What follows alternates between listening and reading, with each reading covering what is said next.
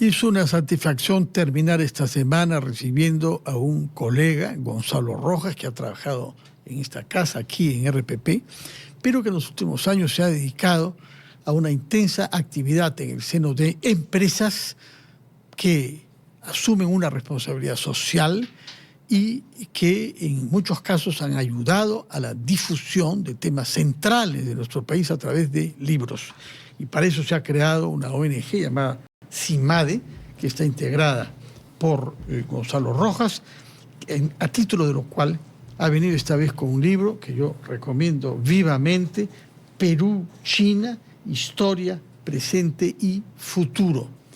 En realidad es un voluminoso libro, magníficamente editado, con una cantidad de imágenes que cubre todo lo que tiene que ver con las relaciones entre Perú y China, partiendo de la historia china, de la historia antigua, del siglo XIX chino, de los grandes desafíos de esa época, de lo que se vivió en el siglo XX, particularmente con la revolución dirigida por Mao Zedong, pero que se proyecta hacia el futuro del país, China, y de las relaciones con nosotros. Una gran calidad de archivo, de fotos, porque la inmigración china se ha plasmado en un tratado de estados, creo firmada en 1849, si mi memoria es exacta. No, un poco más tarde, pero sí, en principio buenas noches, muchas gracias por la invitación. Buenas noches, Gonzalo Rojas. Muchas gracias por la invitación. Es un placer estar acá. De verdad, en cierta medida, RPP es un lugar donde yo me formé como periodista y hacíamos un programa que se llamaba El Show de la Conversación, sí, cómo no, sí, de 11 de la noche a 4 de la madrugada. Y me siento muy cómodo aquí contigo y te agradezco por las palabras con respecto al libro.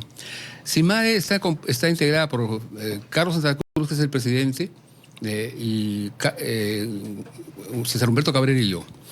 Este libro... Centro de Investigación del Medio Ambiente... De investigación de medio ambiente y desarrollo, ¿no?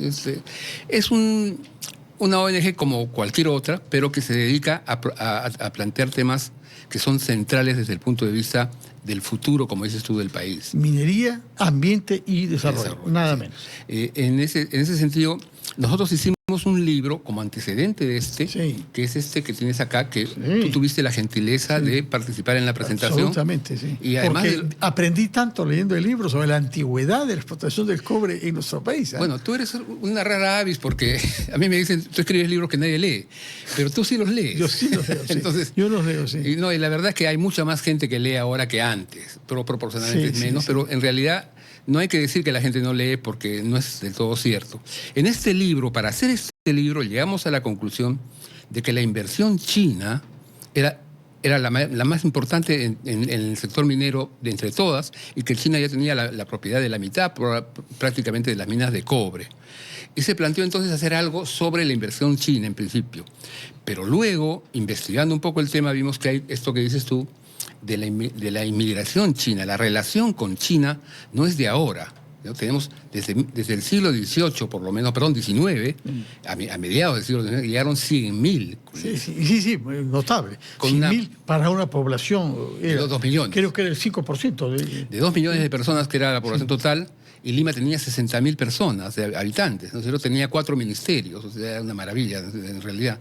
Y 100.000 creo que era 5% de la población de la época, ¿no? Sí, de la población probablemente. Y los chinos, claro, son contratados o son traídos, algunos sin contrato, para la agricultura y luego se produce el boom del guano.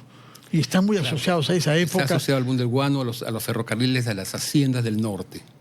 Ahora, la razón por la que nos metimos más en el tema de China es porque China no es que nos hace un favor. China necesita al Perú. Produce solo el 8 a 10% del cobre que necesita. Y el Perú es el segundo productor de cobre del mundo después de Chile. Bueno, tercero ahora que nos está ganando. Estamos perdiendo con Congo, sí. Espero que eso sea solamente ocasional. China tiene además entre los mayores montos de inversión en Sudamérica están en el Perú después de Brasil. Sí. Después de Brasil. Y además la actividad cada vez mayor de China en el Perú se nota ahora, por ejemplo, para no hablar del puerto, del megapuerto de Chancay, acaban de licitarse un puerto en Marcona para Yanxiao, creo que es la empresa, sí, sí, que es propietaria de una mina muy grande. de hierro en ese caso, ¿no? De hierro, sí. Sí, sí. Entonces, los chinos necesitan sacar su producción con seguridad. Y nosotros tenemos esa producción. Y por otro lado, la relación con China culturalmente es de larga data. Sí, Pedro Zulin, el filósofo que introdujo el positivismo a principios del siglo XX, ¿no? Hay Gran profesor sanmarquino y bibliotecario, ¿no? Claro, es nuestro exalcalde Castañeda Alonso decía que en el ADN peruano hay un 9 o 10% de sangre china. O sea, nosotros nos decimos chaufa, no decimos adiós, ¿no es cierto? Comemos chaufa, ¿no es cierto?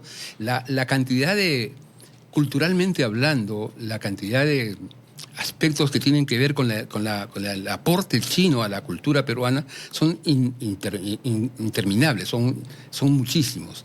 Y yo creo que eso nos hizo pensar que teníamos que ir más atrás.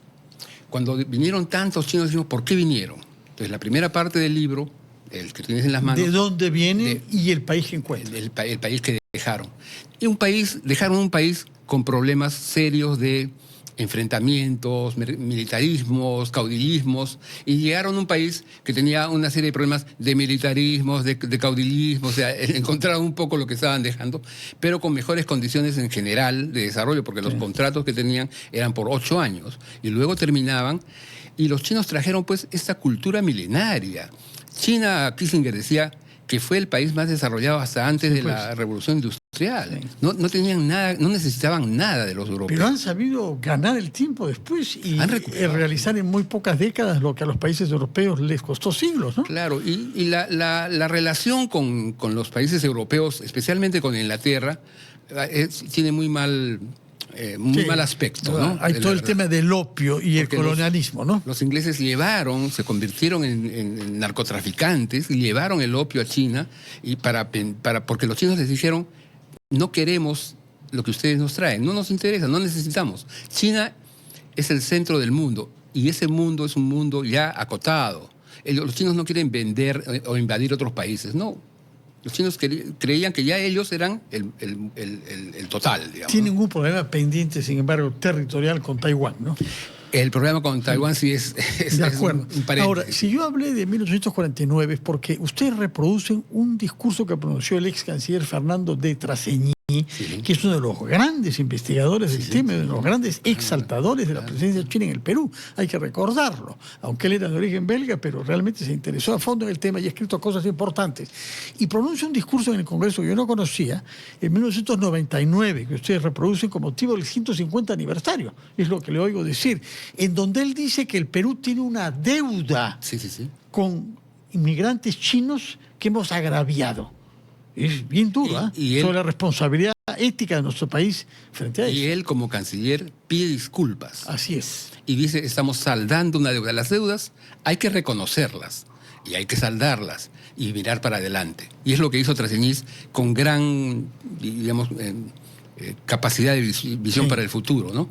Otra cosa que también yo he visto en la investigación que hicimos, Fernando, es que la relación con China no data de ahora. UNANUE, para no ir tan lejos, UNANUE, que fue además un funcionario de la colonia, que luego pasa a la República como ministro. República, y que él fue uno de los que pensó la idea del Perú, entre los grandes próceres que tenemos y los grandes personajes de la historia peruana que debemos reivindicar, está UNANUE.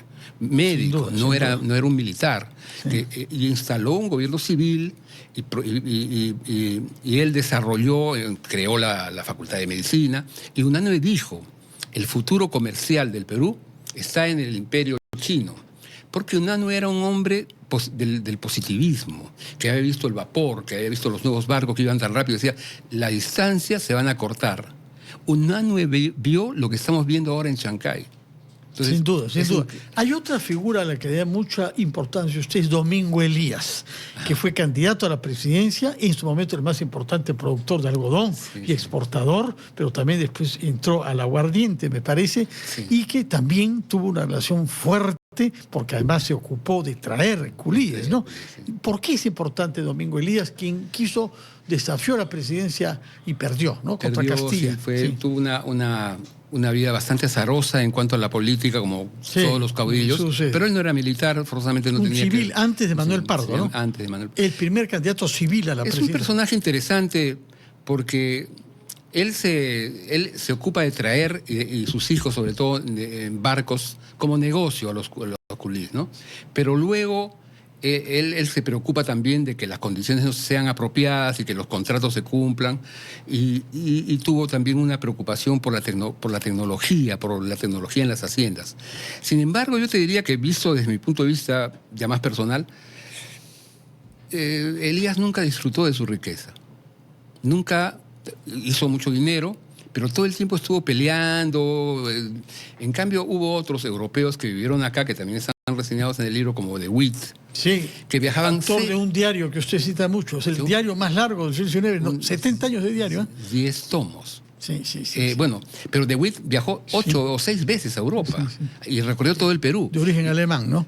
Ahora, el tiempo corre y yo quiero que nos hable de otras actividades de CIMADE, esta ONG, Centro de Investigación sobre Minería, Ambiente y Desarrollo, porque tiene previsto un libro sobre un gran arqueólogo italiano que nos ha abandonado hace poco, ha fallecido, y es el gran impulso. Es la persona que ha impulsado más que nadie las investigaciones sobre sitio arqueológico en Nazca. Díganos una palabra para despedirnos sobre Orefici, Giuseppe Orefici. Giuseppe Orefici, que hemos recibido acá. Ha fallecido hace poco. Giuseppe trabajó 40 años en el rescate de la ciudadela Cahuachi, que es la ciudadela de barro más grande del mundo, que fue hecha por los mismos que hicieron las líneas de Nazca, los grandes acueductos, los grandes ingenieros de una civilización que vivió 400 años antes de Cristo hasta 400 años después. ¿Cuándo sale el libro sobre Orefici? El libro sale en agosto, esperamos que... ¿Agosto? Sí, en agosto, ya se ha terminado el libro. Y se va a presentar en Nazca y en Lima.